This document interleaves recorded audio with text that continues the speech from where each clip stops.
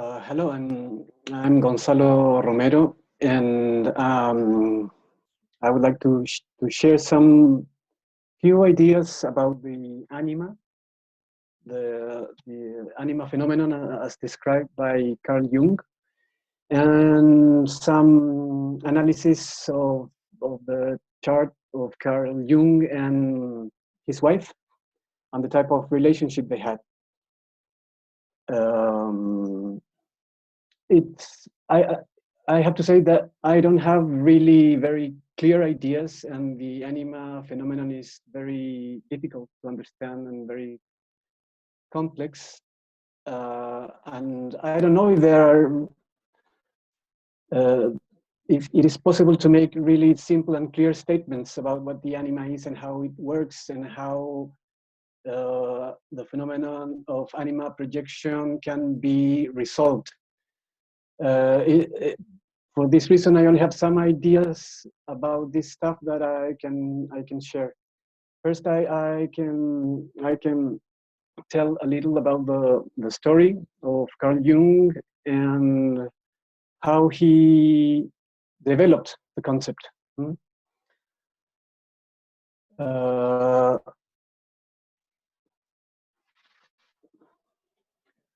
Jung had a massive crisis in his life connected with the break of his relationship with Freud.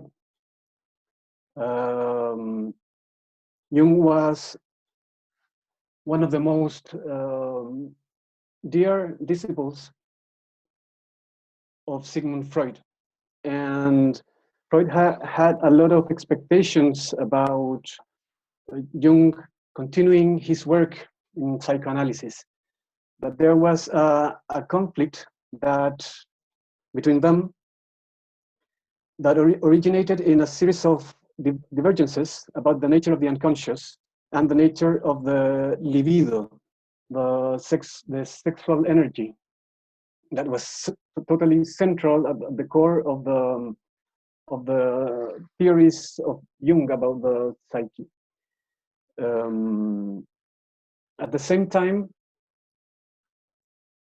at the time when this crisis and this break with Freud was beginning to occur, there was a situation with a woman patient of Jung, which was a woman called Sabina Spielrein, who was treated by Jung and that became his assistant, and then became a medical student, and then graduated, and they continued to collaborate for many years.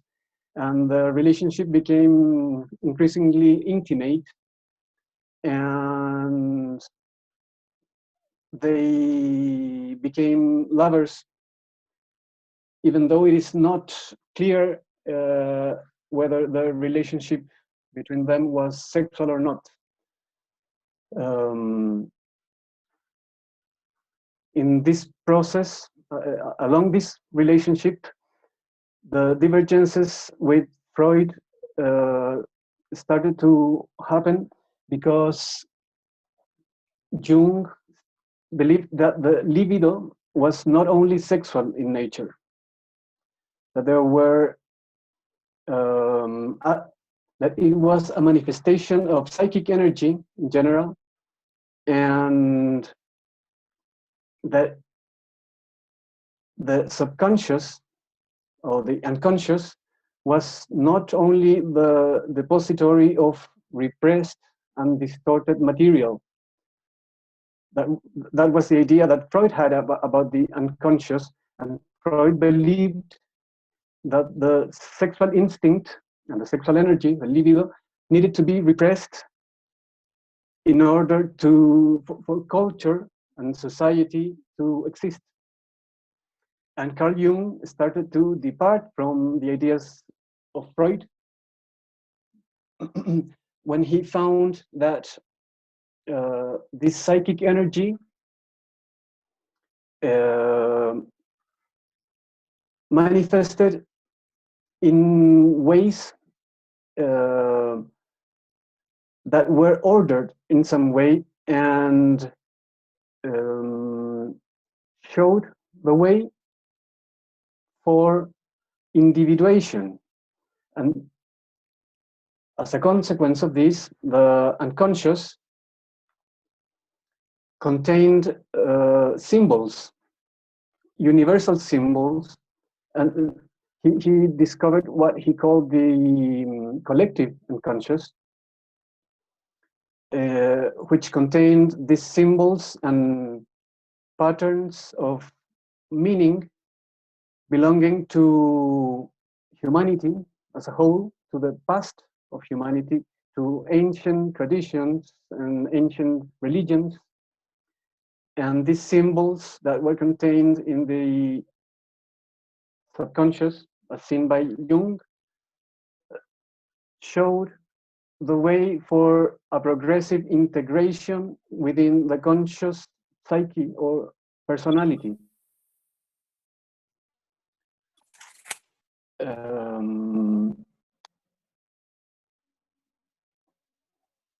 The break with Freud that finally took place on 1913, this break led Jung into a very intense crisis with a lot of psychological and emotional suffering, and into a state that he qualified as psychotic, because his conscious awareness began being overwhelmed and flooded by contents of his own subconscious, which he needed to process. And this was a very intense process that occurred along many years.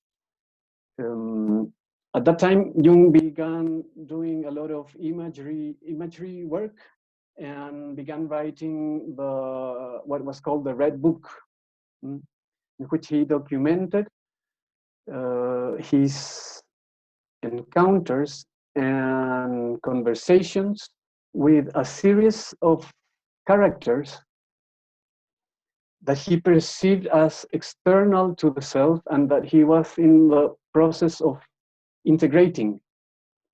It seems that this work he did for many years was a means that allowed him to gain new levels of understanding and new levels of integration. And well, the word that is central to Jungian psychology is individuation, liberation from conditioning factors, from beliefs, and allowing him to discover who he really was.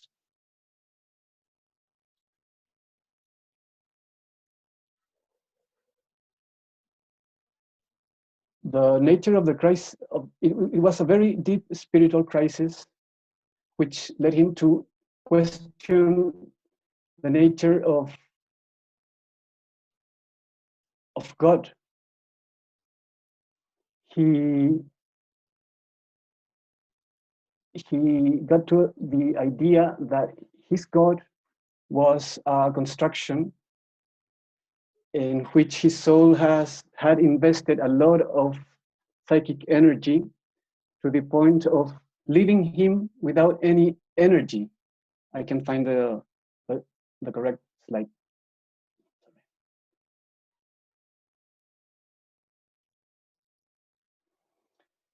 So he found that he, in some way, needed to leave the God that he had created and integrate back or return to his own darkness and to his own material being. Let me look for the correct slide. Here it is. Here is a text from the Red Book, a quote that reflects the intensity of the spiritual crisis that he was undergoing. And Well, it is a thesis within historians of psychoanalysis that this crisis was connected with the choices that Jung made in his relationship with this woman called Sabina Spielrein, and in relation to his wife Emma Jung. And it was this crisis and this process that led Jung to develop the concept of the anima. Mm-hmm. The Red Book is an incredible work of art at the same time. Jung himself wrote by hand the book using old characters and made a lot of paintings and symbols that reflected what he was experiencing. Drawings like and paintings like these ones. It's a really amazing work. And this is a picture of Jung when he was older and possibly at least a little bit wiser. Carl Jung was married to Emma, who was a very wealthy woman, one of the wealthiest women in his country at that time. And they formed a family and they had 5 children. She was also an analyst, and she was very participative and very involved in the work of his husband, with a particular focus on the Grail legend, which is connected with the topic of the need to recover purity in order to recover the kingdom. That can be very meaningful in this context. She also had regular correspondence with Freud. While Jung was married, he got involved in a series of relationships with other women, students, collaborators, and or lovers. Among the most important of them were Maria Molzer, which is the one on the left, the image, Sabina Spielrein at the center, and Tony Wolff on the right. And there were also other intensive relationships with collaborator women like Anila Jaffe and Marie-Louise von Franz. And it seems that there were other relationships with other women that were only lovers, not collaborators, not students, but only lovers. This picture is not an actual photo of Jung with Sabina. It's a picture from the film, A Dangerous Method by Cronenberg. Jung met Sabina Spielrein in 1904 because she was taken from his country, Russia, to Switzerland for medical treatment because of very intense symptoms of what was called at that time hysteria. And she was admitted at the hospital where Jung worked, which was directed by Bleuler, and she was treated directly by Jung. It seems that the diagnosis by Jung was psychotic hysteria.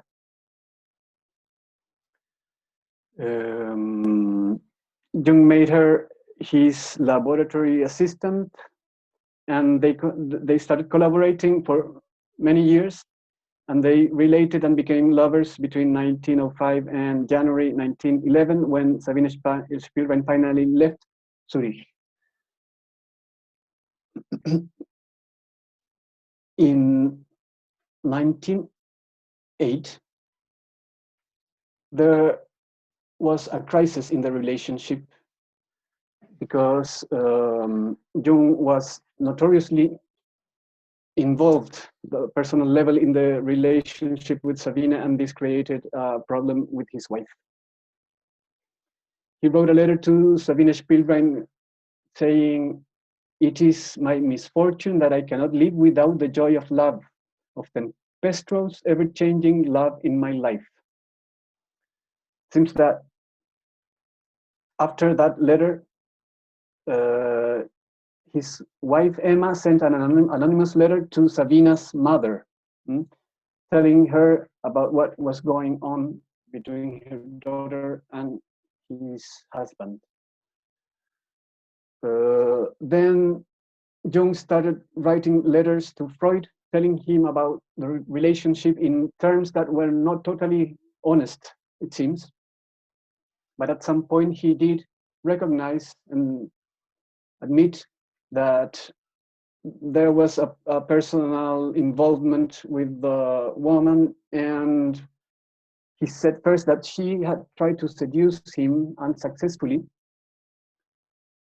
but then he recognized that he was romantically involved.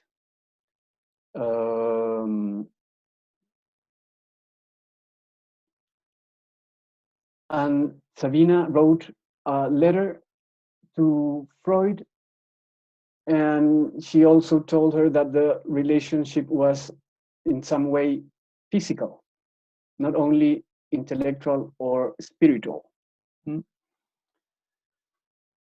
She said, in the end, the unavoidable happened. It reached the point where he could no longer stand it and wanted poetry. I could not and did not want to resist for many reasons.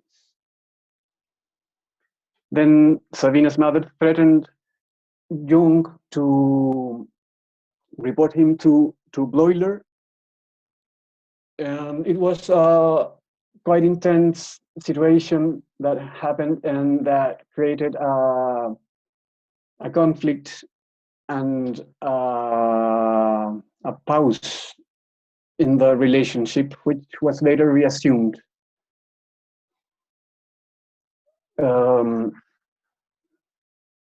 Well, the point is that this relationship between Jung and Sabina was very important for Jung to find out this key concept in his analytical psychology, which is the anima and the animus.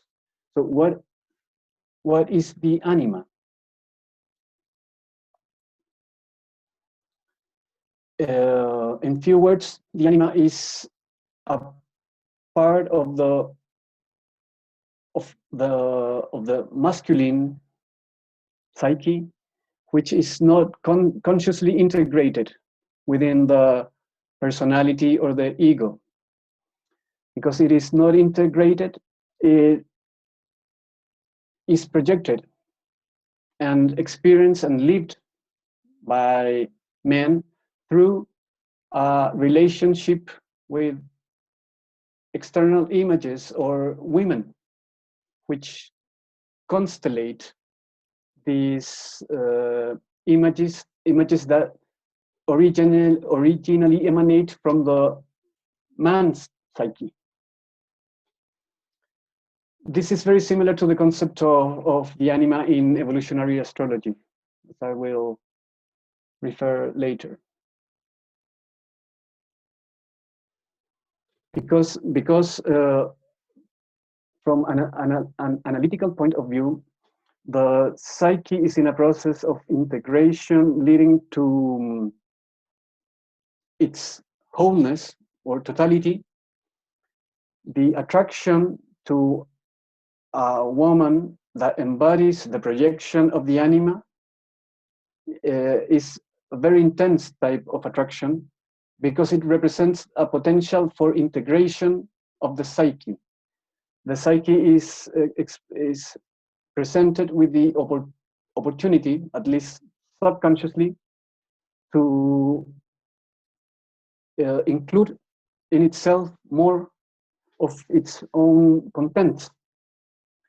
For this reason, the attractions to a woman that constellates the anima projection is very intense and compulsive.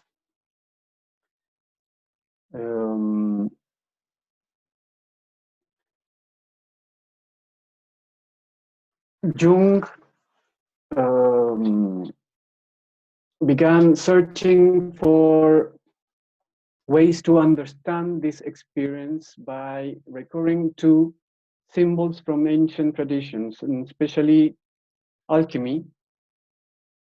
And he found out that the alchemists had spoken in metaphorical, symbolic terms about psychological process, whether or not they were consciously aware that they were speaking about psychological processes. Very possibly, the psyche was projected by alchemists in matter, in the elements, and they spoke about processes occurring in matter, in symbolical terms, because of this projection of the psyche in matter.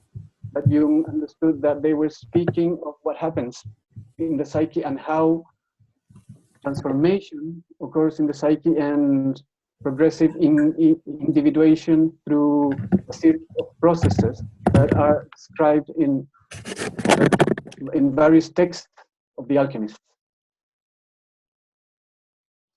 Uh, he he he spoke in he wrote a book that is called The Psychology of the Transference or projection. That is the process by which these contents emanating from the psyche are projected on another person, and through the relationship, through most of the relationships between love relationships between a man and a woman, especially relationships like marriage, as an example, serve this purpose of recognizing through the relationships the aspects of my own psyche that I experience as a man in the woman, and through the evolution, through the development of the relationship, these contents of my psyche that are projected on another person can be integrated back into my psyche in varying degrees.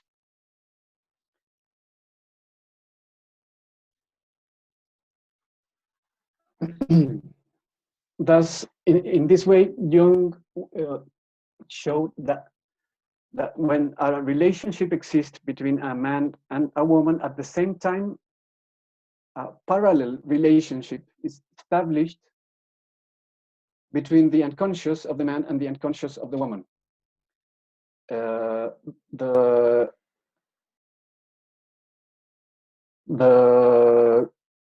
conscious part of the man's psyche establishes a relationship, here we can see it, at a conscious level with a woman, with a mystic soror, and at the same time, his psyche at a subconscious level establishes a relationship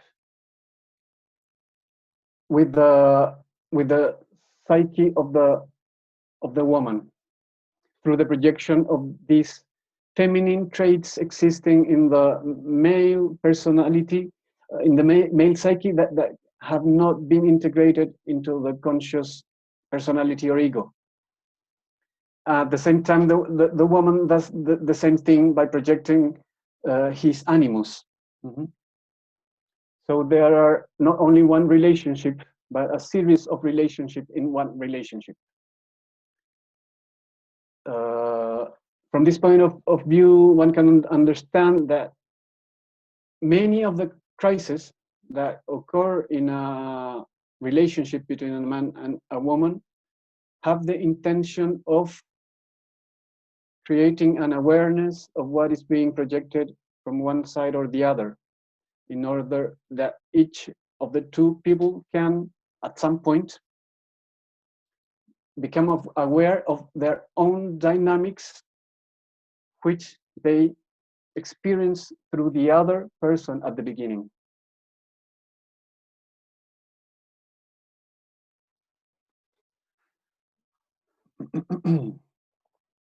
Jung said that the anima is an archetype that belongs to the collective unconscious. And he said that it is much more difficult to integrate than the shadow archetype, which is connected only in his view with the individual unconscious. The anima archetype is connected with the mother archetype in the male psyche, but it is not the mother archetype or the mother complex. It is not a part of the shadow archetype, which not only belongs to the individual subconscious, but it is, from Jung's point of view, it is constellated around the structure of the personality or ego. It is like the shadow of the ego in some way. The anima complex or the anima archetype is not directly connected with the ego or personality. It is much deeper. And for that reason, it is very much difficult to realize and to integrate or to escape to the power of these attractions, because it is very difficult to understand and to own and bring back the energy that is projected on a female figure when an anima projection is taking place. It is also different from Eros. Jung made various difference the anima with a series of other aspects of the psyche: the shadow, the mother complex, the eros, the ego, the psyche. It is not the psyche itself. Jung equated the anima with life itself, and he said that after the midlife of a man, it can become very critical to relate in some way, in an ever deeper way, with this aspect of himself in order to keep feeling alive. Otherwise, if the anima is totally disconnected with the individual, the life energy begins to decrease, to lose its power, the individual begins to lose its capacity to enjoy life. Jung even equated the anima with the Kundalini energy. He said that in a seminar he made on the psychology of the Kundalini yoga. So we can see through these ideas the type of energy that Jung was bringing into his life through the relationship with this woman and the intensity of the attraction.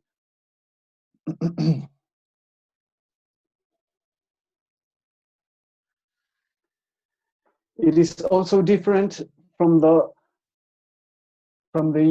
energy of the archetypical themes of Venus. Venus is an archetype by itself, and Jung also made a difference between anima and Venus.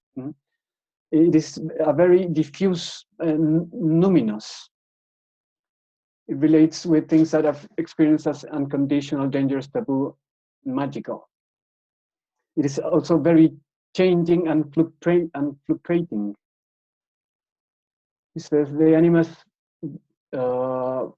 bipolar and can be positive in one moment and negative the next. Now young, now old, now mother, now maiden, now a good fairy, now a witch, now a saint, now a whore.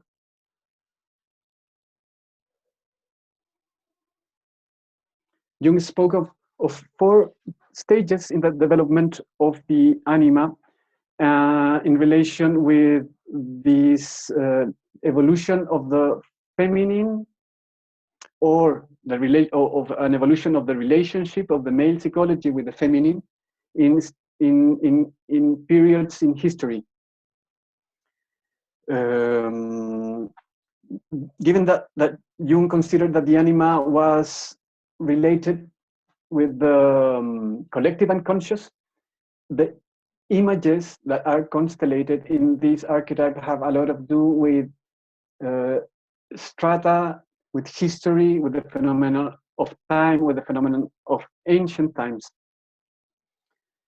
And well, these four stages are associated with the image of Eve, Helen of Troy, Virgin Mary, and Sophia.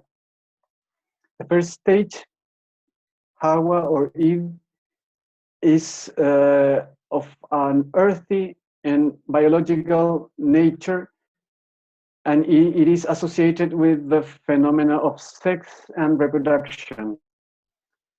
When male's anima is in that stage of development, the nature of the anima projections are essentially sexual.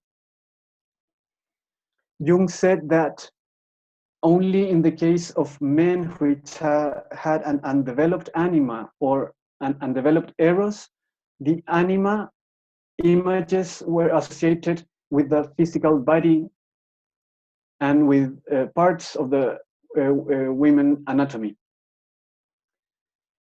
However, when we look at the chart of Jung, we can see that it is possible that part of the attraction he felt for these women and for Sabina Spielrein had also an aspect of this very basic nature. In fact, he had Pluto in Taurus, with the moon in Taurus and Neptune in Taurus. So we will have to see which was the nature of the attraction, and it is possible that part of it was of this very basic reproductive nature. The second stage is associated with Helen of Troy, which is also connected with sexual eros, but it is more romantic and more intellectual. The woman is perceived not only as a means for the reproduction of the species. It has some value as an individual or as a soul. The third stage is connected with Virgin Mary, and it takes the erotic phenomenon to a religious level, and it is experienced as devotion. And the fourth stage is Sophia, which embodies wisdom or sapiencia. And Jung said that it represented a spiritualization of Helen and of Eros as such. Here is a diagram of Jung's model of the psyche.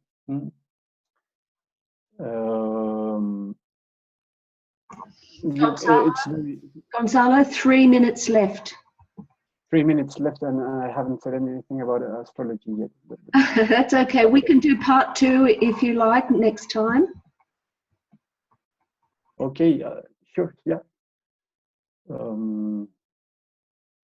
Yeah, I'm running out of time. I didn't do a test to find out how long it would take. So now I see that it's taking longer than I thought. But I can continue a bit. Mm-hmm. Yes. Okay. Okay. Yeah. If we look at the anima phenomenon from an evolutionary astrology point of view, we have to keep in mind some key principles. First, which are very consistent, in fact, with analytical psychology. Pluto, the soul, is the causal factor of the total reality that any individual can experience. Mm-hmm. And we experience the reality of the soul as external through a phenomenon of projection, which is the square between Scorpio and Aquarius. Mm-hmm. Through evolution, these external contents are progressively taken back to the inner reality. the projection of the nature of the external experience is taken back and recognized as inner to the soul.